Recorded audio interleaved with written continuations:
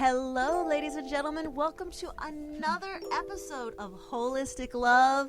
Oh my goodness, where this is the channel where you're getting an opportunity to get tips and just personal stories and journeys of experts and the lovely hostesses here on how to self-love, to create healthy connections, and really begin to live the life you want to through self-actualization and realization. And those are the steps, my ladies and gentlemen. Those are and today we are going to have a really awesome topic to talk about. First and foremost, I am your host, by the way, Fox RedSky, cosmic matchmaker, astrologer, and I have in as my two hostesses here, Ashley Cantu, who is astounding, beautiful model, as well as a coach. And I also have the lovely, amazing Jenna Love. Hello, lovelies. And ladies, what have we come to talk to the audience today about? What are we talking to them about? Ooh, it's a juicy one today, y'all. We're going to be talking about ways that we can block love. Loving relationships, loving partnerships. How are we blocking love in our lives? Yeah. We're also going to talk about healthy relationships, how to keep a relationship healthy. Yes. Yeah, we're not just going to get on here and complain. We will offer you some positive solutions. So yes, honestly, if you're just tuning in right now, we are going to be talking about how we sometimes block love from coming into our lives. And also, what can we do to create healthy relationships? What is the pathway? Like, where's the roadmap, y'all guys? Like, we need to find this stuff out. So, yes, and each one of these ladies has a lot of experience and knowledge, whether through personal or just talking with different clients. And yeah, like so I would like to start with you, Ashley. How are we blocking love from entering our lives? Okay, so can you repeat that again? How are we blocking love? How are we stopping it from coming into our life? So sometimes, sorry, I just need a cough really bad. No worries. We're all good. Sometimes we either get too busy and distracted that we don't have any space for love. So it's very important to create space, like you said earlier, for love, and put yourself out there. And sometimes even going to classes, like fitness classes or any healing classes, any learning classes. And we'll tell you all those suggestions later in the podcast. Okay. But let's focus on this real quick for a minute. Like, what is it that's preventing everyone from experiencing a healthy love that's like blocking them? I know I hear it, and you probably hear it too, Jenna. What people are like, I can't find anyone. Oh my God, there's no one there. That's the question we need to be asking ourselves is what's blocking that? Like there's tons of people on the planet. There's about 8 billion of us. Come on now. So yeah. Well, there's so many different things that can be blocking us from love. And I just want to touch briefly on what Ashley was talking about. And, I had a client once who she came to me and she was like, I keep attracting these guys who don't have time for me. Yeah. And when we took a look and took a step back at her life, it ended up that she actually didn't have time and space in her world either. And she was attracting that. Now, let's see. Yeah. So it's basically, there's so many different things that can block us, but often it's our own kind of unconscious. We obviously are not going to consciously block love in our life, right? It's not at all. Not. And so there's so many different ways. It can be unresolved, trauma or past occurrences that's happened in our life and we're wounded.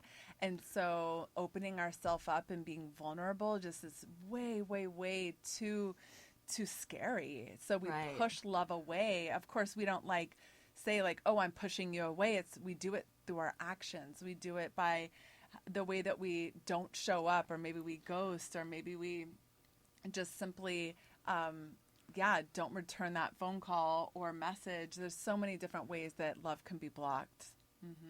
Yeah, and for me, what I've witnessed, as a matchmaker and as a married woman myself, just different things, listening to my girlfriends and so forth, is that there's a level of perfectionism. Like, we want all these boxes checked. And if somebody doesn't match, and they could be amazing, we could have great energy with them. Oh, but they're only 5'10". They're not 6'2". Or they only make $60,000 a year and not $100,000 or $300,000, whatever it is, And so it's like, I think too is that we can be our worst enemies, and maybe this applies to men as well. I mean, I think men can also be perfectionists when it comes to. Yes. So can y'all speak to this? Like, have you seen women or men that that have like blocked love just simply because, well, that's not the check mark? Well, yeah, I have just through like the thing. Like, I'm not a big fan about dating apps. It hasn't worked for some, so it might work for some, might not for others.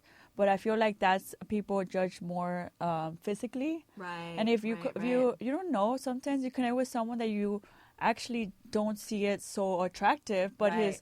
because this happened to me. I went to a class and I literally didn't go for that reason. But if I told myself, there's no one that interests me physically, but there's a man that started talking with his experience and knowledge, and me and my friend were with our mouth open.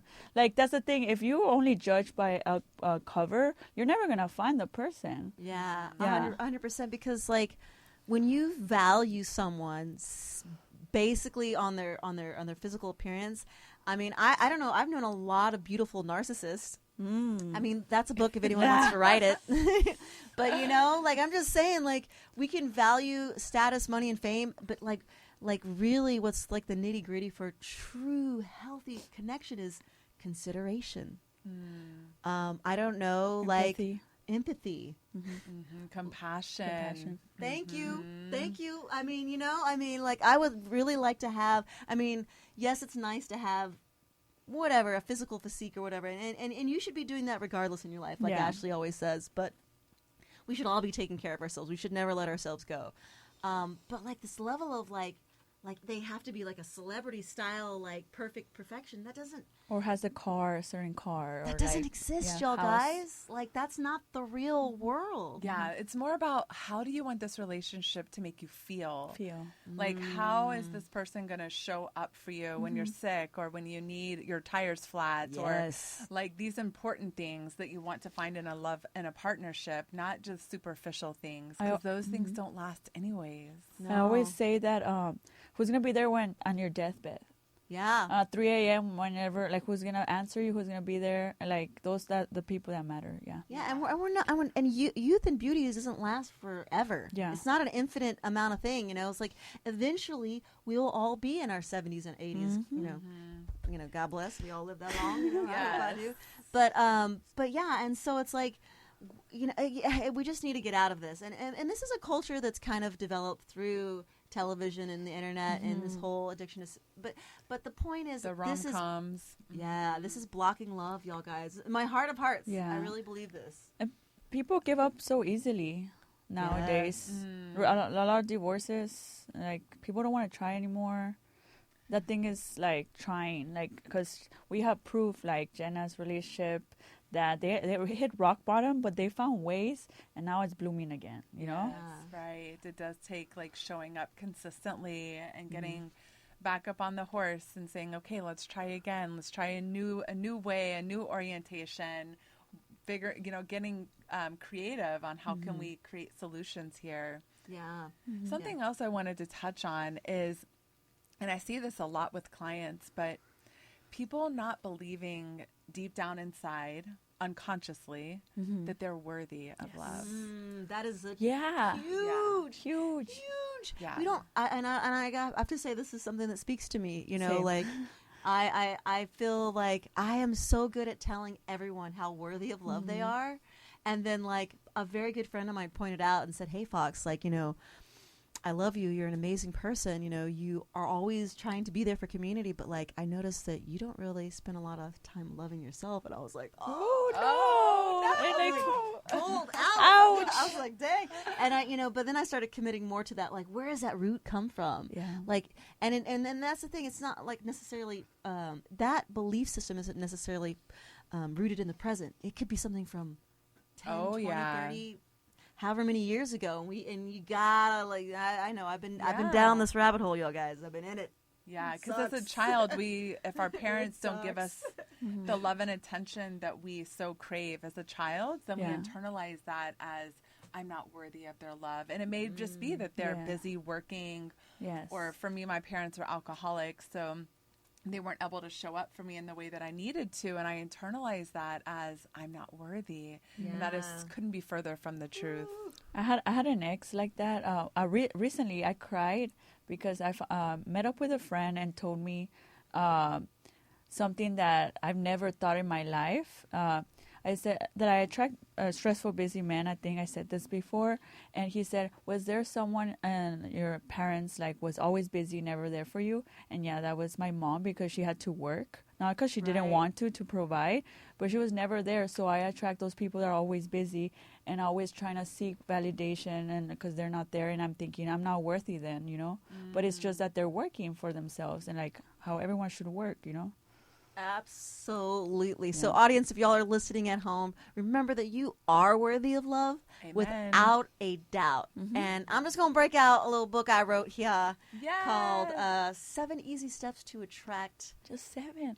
Your Soulmate. And in this book right here that I wrote, you can find on Amazon, is actually, I had listed some stuff. I had actually touched on that, is the ways we potentially block partnership. Ooh, and tell us.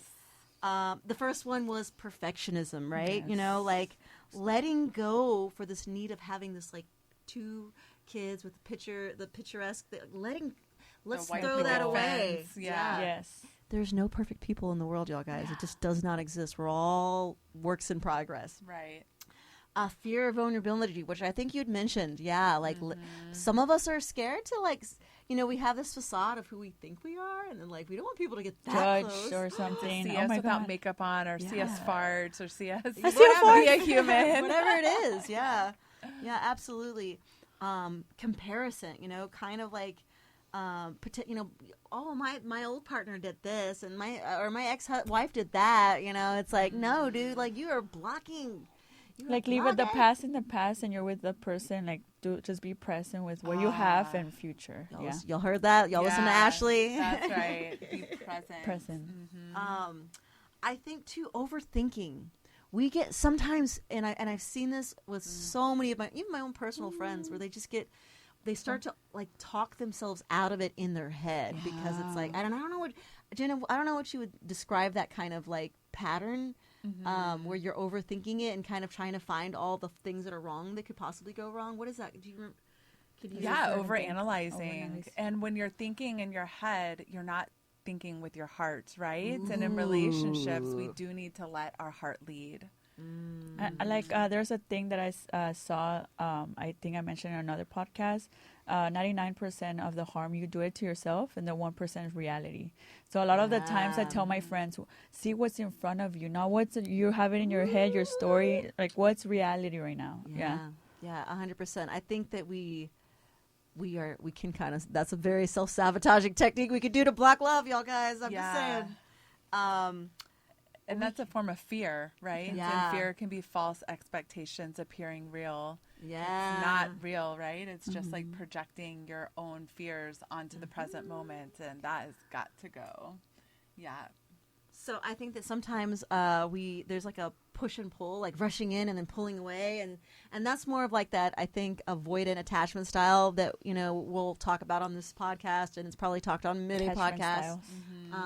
The attachment styles. Yeah. And then the number one is lack of self-love, y'all. First you.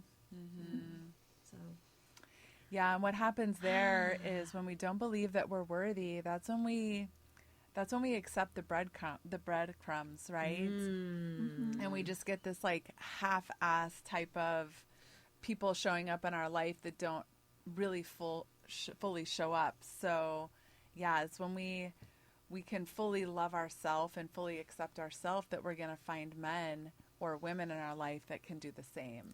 Also, the way you speak, like when someone says men suck, well, then the men's gonna suck, you know. And all the men, no matter all the good stuff that comes to you, is always gonna suck because you say. Don't call it into existence. Yeah, Joe. don't call it existence. So whatever you say is gonna come, you know. Yeah, those limiting beliefs are so real. I mean, they're all over the place, and some people's minds, they're like, you know, I don't have enough time, and there's no one out there good enough for me, and that, I mean, I could go on and on about the list. Yeah, and I think too that it creates a greater divide, because it's like, well, all men are abusers. That's not true. All women just want to like take men for their money. That's not true.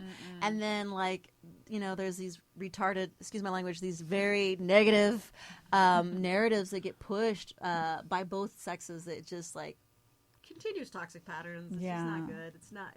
Neither one of them are healthy, right? And neither one of them are right. It's like, it's just a very generalized stereotype. So. And you get what you believe, right? So your thoughts become your beliefs, and your beliefs become your words, and your words become your habits, and your habits become your reality. So, amen, sister. Yeah, really checking your thoughts is a huge key. Yeah. Yeah. And then another thing I think that we'll quit talking about the things that are blocking it, because there's probably like a long dirty laundry list. We've already kind of delved into it. We're going to start talking about the ways we can create pathways, right? Create pathways to actually having healthy connections. Yeah. And those don't have to be rushed, y'all guys. Well, that's another episode. I was gonna say, like, what you say, what ways can have a relationship or like attract, right? So we've talked about all the things that can block us, and now like, what are the things that we can do to unblock it, to remove those barriers? I've told friends to make a list that will narrow it down. Like if you're going all these dates and you're confused who, where, if you literally set yourself what you really want, and actually pay attention, that will narrow it down to less guys. And like, then you will know who that is going to narrow it to the one, you know? Yeah. And you can start off with the attributes and the qualities of a person that you want in your life. And I think I touched on this earlier. It's really important to think about, who are you going to be in this partnership? What are you going to be able to do? How are you going to feel? How are you going to show up for each other? What are you going to do together? These sort of things are really going to help you begin to create that love vision that you need. Just like a pilot's not going to get in a plane and go somewhere without knowing where he's going, right? So you have to have that vision on where do I want to be and who do I want to be in this partnership that I'm calling in. And doing like realistically also, like the list, having realistic things, not like, oh, the tall person, like maybe your person is not super tall, like you just don't know. Yeah, and being flexible. I think if you can get anywhere from 70 to 80% of your checklist counted, checked off, then you're doing good. So everyone has flaws. Yeah. Yeah, absolutely. And I'm just going to read out of the book of 7 Easy Steps right here. And you can find this on Amazon. It's 7 Easy Steps to Attract Your Soulmate. It's really, I should really have titled it all the things you need to do to like work on yourself, but that's not, how it is. So creating space for love, right? This is this chapter right here. And sometimes, we need to do an emotional release, right? Because that could be that when we release the past, when it doesn't live inside our bodies anymore, that creates space. And you can do that through ceremony. You can do that through emotional freedom techniques, hypnosis. There's so many ways to be able to let go of the past. For me, it's like sweat lodge and teepee ceremony. Everybody there's a different paths to healing. Yeah, this is my specialty. This is what I help my clients do, and I use a technique called quantum time technique, and it is magical. It's really, really powerful and quickly helping you create new neural pathways so that you can release anger, fear, shame, guilt, hurt, and sadness from the past. Excellent. Yes. Woo. Time management, people. Like, like you're complaining you don't have love in your life, but yet you are going to work 60 hours a week. You've got to have that empty cup. I used like to be that girl. You've got to create not just space and, of course, number one, create space and time for yourself. Like if you don't have time to even take care of yourself, then like you can't have a relationship, so don't try. But having time and space, so just, that's important. Also, like I was gonna add to that, like I know some friends that are like, right now I can't date because I want to focus on my career. But what if like that person can help you? Like, why don't we grow together? Because then not limiting beliefs that you can't because you're on your career path. That's what I've heard from guys that I know. Yeah, because there's a lot of pressure on men to be providers. Yeah, providers. So and they need to grow that is a whole other episode because there's a story that like men only have value if they have status, and women only have value if they have beauty. And I think that, but that's another episode. So thank you, Ashley. You're absolutely right. Decluttering your environment. Oh yeah, it's a big one. Don't forget your car. Your car. Yeah, me too. Don't worry. Yeah. I'm guilty. I mean, and even the smallest things like dust particles, dust actually is stagnant energy, right? And if we don't let the energy around us flow, then how is love going to flow into us? And this is we could do a whole episode on this one because this is something I really talk to my clients about creating space for the love in your life. So even leaving a little space in your closet for your lover's clothes and a place for their toothbrush. And that's cute. There's a lot you could do. Cleaning out your closet and really allowing space for that new person to come into your life. Pretending as though they are already there is what I would say. Yeah. And then setting boundaries. I think and this I can attest to this one. Like we say yes to too many things, then we can't say yes to the thing we really want. Ooh, love that. That's a good one. And if we're just like yes, then like there's no yes for us. I used to be that girl that I'd be like yes to like please them, but what about me? I forgot about me. Yeah. But first you. And then open communication. Like just be honest. I this is kind of like to the red pill gentlemen out there that are like, well, I'm gonna lie to a girl to get them, like, or anyone who wants to lie and pretend to be somebody else. I hate games. Nah, man, like be grown up. Be real. Like, just be grown. Just have open communication.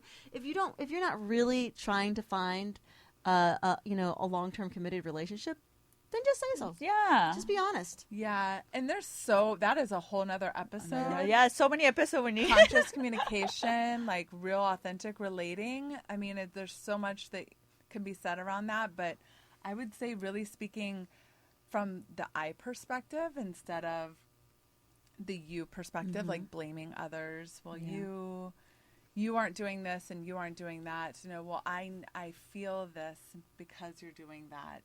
I feel like what you said earlier, that some people don't want to be honest because they want to have the best of both worlds, but they don't want the other person to have the best of both worlds. So they don't want to tell them, like, I just want to have fun, because they don't want that. Sometimes they want that person only to be for them. But for double standards. Yeah. That's not good. No, it's not. Yeah. You cannot have your cake and eat it too. Yeah. Right. I mean, well, sometimes you can, but as long as you're honest about that, gotta be honest, to the cake and to the. Anyway. You both can have fun, just being honest. Yeah. And then I think as long as you prioritize personal growth, like what happens is a lot of times, and I'm going to set this down, y'all guys, but y'all can always find it on Amazon.